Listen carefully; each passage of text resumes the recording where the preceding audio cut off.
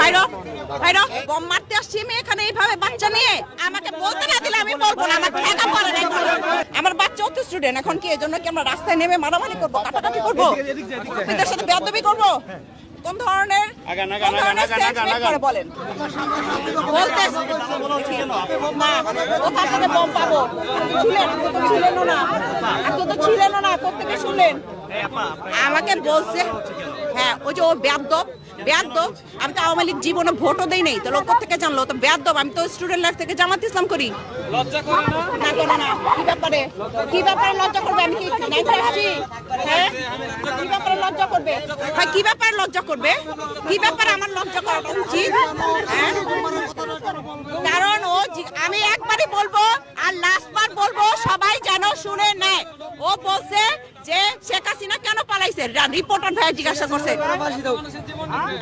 আমাকে বলতে